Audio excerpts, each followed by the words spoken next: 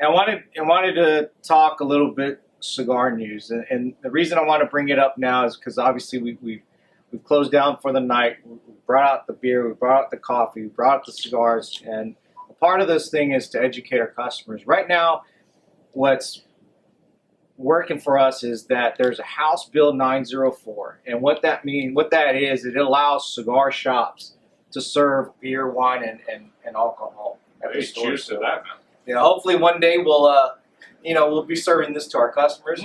Absolutely. Now, there is a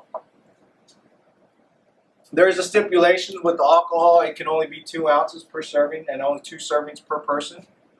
Beer is 5 ounces per serving, two servings per person, and then wine is 4 ounces. Look at the love you're getting, man. You're getting hearts going right now. Yeah. So, it's passed the House and passed the Senate, so all we need to do is have it signed into law, and you better believe that I'll be one of the first ones at the door getting my license.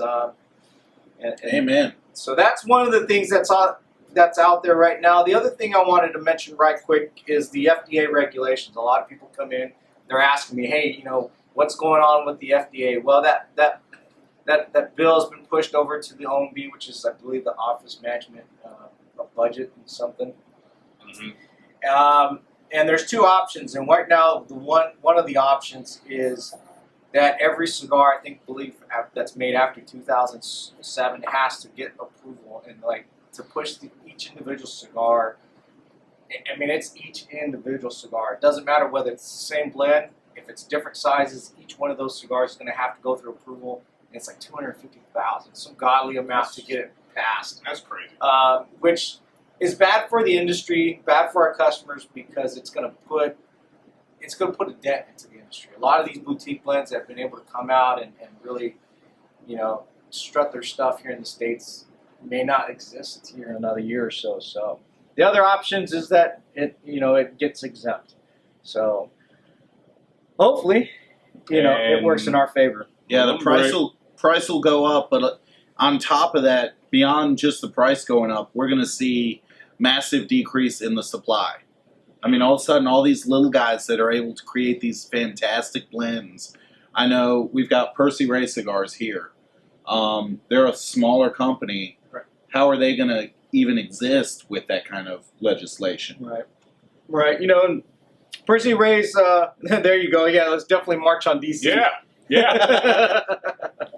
Absolutely. The 1,000 cigar march, right? I mean, let's do it. All smoking a stogie. Yeah. So, those. So if you didn't know, those are some of the things that are on the street right now. Hopefully it works in our favor, though. The thing about cigars is cigar smokers, they come in, they're not a rowdy bunch. The reason you smoke a cigar is so you can relax, kick your feet up, and nothing wrong with having a beer or a glass of wine or a glass of liquor of your choice. It's one of those things that when you walk in through the door, you want to take a load off. Well, and your family. I know here at Hogshead, first time I was here was 6 months ago or so? Wow. And the second time, 75% of the people knew my name. I mean, it was crazy how it was immediately family. Right. And even right now, as we're filming off camera, a couple of our friends are sitting back watching the show that are just family to us. So we don't want to see that disappear. We definitely need to make sure you write your congressman. What can we do? Yeah, definitely call your congressman, call your representatives, let them know to support the bills, let them know that, hey, look, cigars are not your cigarette, they're not your vape, they're not your hookah.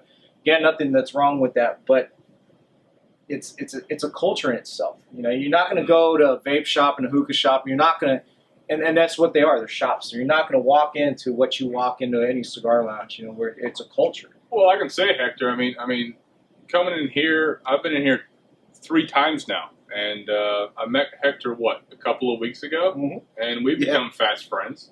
We met at the Frosty Brew Fest, matter of fact. Yeah.